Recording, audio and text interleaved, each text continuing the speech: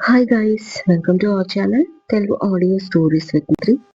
నా ఛానల్ని ఎవరైనా ఫస్ట్ టైం చూస్తున్నట్టయితే తప్పకుండా లైక్ చేయండి, షేర్ చేయండి అండ్ సబ్స్క్రైబ్ చేసుకోండి.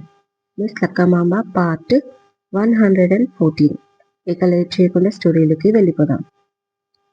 అయితే ఎప్పుడైతే బండారు రామకృష్ణ ఎమ్మెల్యేగా గెలిచాడో అదే రోజు అతని ఇంటి ముందే అతనిపై దాడికి ప్రయత్నించారు దుండగులు. ఆ టైంలో డ్యూటీలో ఉన్న శౌర్య యాదవ్ రామకృష్ణకి ఏమీ కాకుండా చాలా నేర్పుగా వ్యవహరించి ఆయన్ని కాపాడి అందరి ప్రేమాభిమానాలు కూడా పొందాడు. ఒక దశలో మీడియా ముందు శౌర్యాన్ని పొగుడుతూ ఆకాశానికి ఎత్తేశాడు ఎమ్మెల్యే రామకృష్ణ. ఈ ఘటన తర్వాత రామకృష్ణని కాపాడిన వైనం డైరెక్ట్ గా టీవీలో టెలికాస్ట్ చేయడంతో ఎక్కడలేని క్రేజ్ తెచ్చిపెట్టింది శౌర్య యాదవ్కి. హోంశాఖ మంత్రి కూడా ప్రత్యేకమైన అభినందనలు తెలిపాడు శౌర్యకి. మీడియా ముఖంగా రామకృష్ణ పెద్ద మొత్తంలో డబ్బుని కూడా ఆఫర్ చేశాడు. కానీ ఎదిగే కొద్దీ వదగాలి అనే నేచర్తో సున్నితంగా తిరస్కరించాడు శౌర్య. ఇది కేవలం ఆయన తన డ్యూటీ తను చేశానని మాత్రమే చెప్పుకొచ్చాడు. అయితే ఎమ్మెల్యే రామకృష్ణ శౌర్యపై అంత కుట్ర చేయడానికి కారణం ఏంటంటే రామకృష్ణకి ఒకప్పటి తన స్నేహితుడు ఎస్ రఘు యాదవ్ కొడుకు శౌర్య యాదవ్ అని తెలియడంతో అసలు కథ మొదలైంది. రఘు యాదవ్ మిలిటరీలో వర్క్ చేసేవాడు. శౌర్య 10th క్లాస్ ఉన్నప్పుడే ఆయన మిలిటరీలో అమరుడు అయ్యాడు.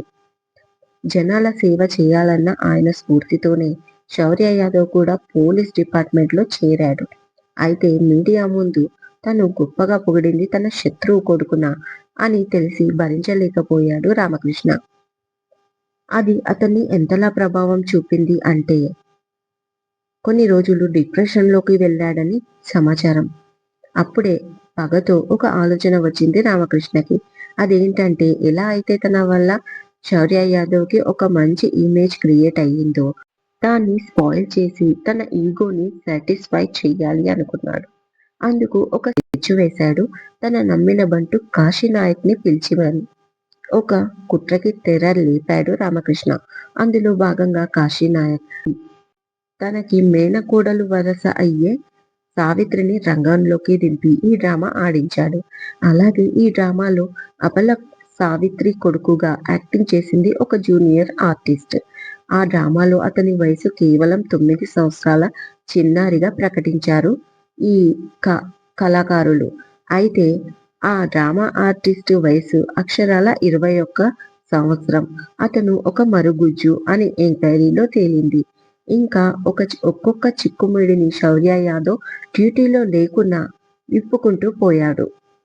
తనపై పడ్డ మచ్చ కేవలం అది మచ్చ మాత్రమే, నిజం కాదని నిరూపించుకున్నాడు శౌర్య యాదవ్. త్వరలోనే మళ్ళీ ఛార్జీ తీసుకుంటున్నాడు అని న్యూస్ రీడర్ ఇలా చెప్తూ ఉంది టీవీలో.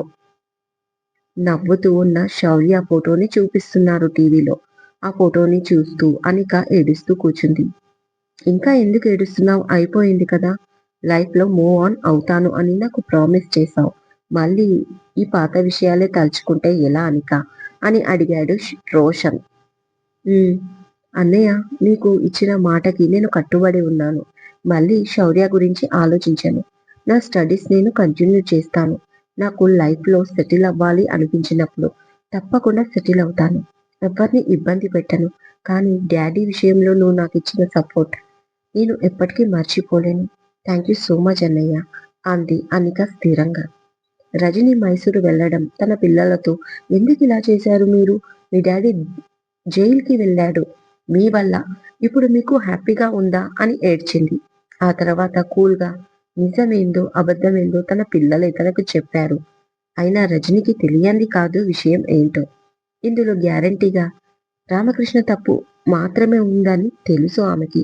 అయినా భారత స్త్రీ కదా, ఎంత తప్పున్నా భర్త వైపే మాట్లాడాలి అనుకుంది. కానీ తన పిల్లలు నిజం వైపు నిలబడడంతో ఇక సైలెంట్ గా ఉండిపోయింది ఆమె.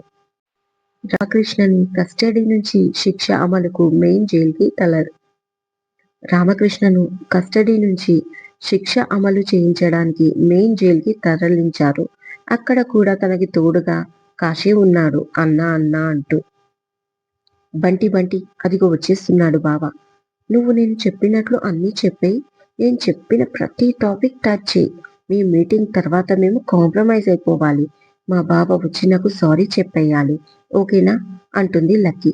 ఓకే ఓకే, బట్ లక్కీ ఇది వర్కౌట్ అవుతుందా అని అడిగాడు బంటి డౌట్గా. ఎందుకు అవ్వదు, గ్యారంటీగా అవుతుంది. నేను చెప్పాను కదా, నేను చెప్పినట్లు అన్నీ అప్పజెప్పు. కాకపోతే నేను చెప్పినవన్నీ నీ ఫీలింగ్ లాగా ఎక్స్ప్లెయిన్ చేయి బావకి, అర్థమైందా? అప్పుడు బావ నన్ను అర్థం చేసుకుని ఇంటికి వెళ్ళి నాకు సారీ చెప్తాడు అంటుంది లక్కీ. ఇంటికి వెళ్ళి సారీ చెప్తాడా? మరి నువ్వు ఇక్కడే ఉన్నావు కదా అని బంటి అనగానే, అబ్బా బంటి, నాది కోడి బ్రెయిన్ అంటాడు బావ. నాకంటే పెద్ద కోడి బ్రెయిన్ నీది. ఇక్కడి నుంచి మీ మీటింగ్ కంప్లీట్ అయ్యేలోపు నేను జంప్ అయిపోతాను కదా, మా బావ ఇల్లును చేరే లోపు అంటుంది లక్కీ. ఓకే, నువ్వు చాలా ఇంటెలిజెంట్ లక్కీ అనగానే తెగ ఫీల్ అయిపోయిన లక్కీ, హా, అప్పుడప్పుడు నేను అలాగే ఫీల్ అవుతాను బంటి. అలాగే నీ మాటలలో కూడా నా విషయంలో మా బావ బాగా ఫీల్ అవుతాడు. తప్పు చేశానని బాధపడుతూ ఇంటికి చేరుతాడు. ఆ తర్వాత ఇంటికి వెళ్ళగానే లక్కీ ఎక్కడా అని మా అత్తని అడుగుతాడు. తనేమో రూమ్లో లక్కీ బాధపడుతుంది అని చెప్తుంది. ఇక నా రూమ్కి వచ్చిన బావ నన్ను చూడగానే, sorry lucky, I'm really sorry, నా వల్ల తప్పు జరిగింది అంటాడు అని అప్పుడే జరిగినట్లుగా ఊహించుకుంటూ చెప్పుకుపోతుంది లక్కీ. భయ్యా నీతో మాట్లాడడం వరకు ఓకే, కానీ మరీ సారీ చెప్పడం అంటే కొంచెం ఎక్కువ అనిపించడం లేదా నీకు అని అడిగాడు అమాయకంగా బంటి. ఏమీ అనిపించడం లేదు, ఆ మాత్రం ఉండాలి. ఆ మాటకొస్తే మొన్న మీడియాలో అంత పెద్ద ఇష్యూ అయితేనే ఒక్కసారి కూడా చెప్పలేదు మా బావ. ఈ విషయంలో నాకు గర్వంగా ఉన్నా బయట ఎవరికి సారీ చెప్పకున్నా పర్వాలేదు బంటి, కానీ ఇంట్లో భార్యకు మాత్రం సారీ చెప్పాలి. మొదట్లోనే వదిలేస్తే లైఫ్ లాంగ్ ఇలాగే తను చెప్పినట్లు నేను వినాల్సి వస్తుంది అంటుంది లక్కీ. లక్కీ, నువ్వు మరీ ఎక్కువ థింక్ చేస్తున్నావు అన్నాడు బంటి. నేను కాదు, నువ్వు చేస్తున్నావు. ఇంతకి నేను చెప్పింది చేస్తావా లేదా అని అరిచింది లక్కీ. దాంతో భయపడ్డ బంటి, ఓకే ఓకే నేను చేస్తాను అన్నాను కదా, అదో భయ్యా వస్తున్నాడు. సరే, నువ్వు వెళ్ళి లోపల దాక్కో, నేను నచ్చ చెప్తాను కదా అన్నాడు బంటి. ఏంటి, నేను దాక్కోవాలా బంటి? నేనేమైనా తప్పు చేశానా? నథింగ్ డూయింగ్ అంటుంది లక్కీ. అయితే ఇక్కడే ఉండు, నీ ముందే నేను భయ్యాకి నచ్చ చెప్తాను అని బంటి అనగానే, నో నో నో నో, వద్దు వద్దు వద్దు, అసలు నన్ను చూడగానే కోప్పడతాడు. ఇప్పుడు నువ్వు నా వైపు మాట్లాడితే ఇంకా నన్నే కోప్పడతాడు అంటుంది లక్కీ. కదా, అందుకే వెళ్ళి దాక్కో అన్నాడు మరొకసారి బంటి. ఓకే అయితే అంటూ ఇప్పుడు కాంప్రమైజ్ అయిపోయిన లక్కీ పక్కనే ఉన్న టేబుల్ కింద దూరింది. లక్కీ, ఇక్కడ వద్దు, లోపలికి వెళ్ళు అన్నాడు తొందర పెడుతూ బంటి. లక్కీ వింటే కదా, నో, నేను వెళ్ళను లోపలికి. బావ నా విషయంలో పోతుంటే నా ఈ కళ్ళతో చూడకపోయినా నా చెవులతో వినాలి అంది తన చెవులు చూపిస్తూ లక్కీ.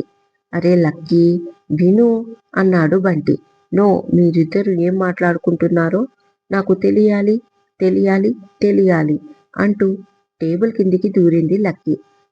ఇక చేసేది లేక బండి శౌర్య దగ్గరికి రాగానే హాయ్ భయ్యా అని విష్ చేశాడు. ఇదండి ఇవాళటి ఎపిసోడ్.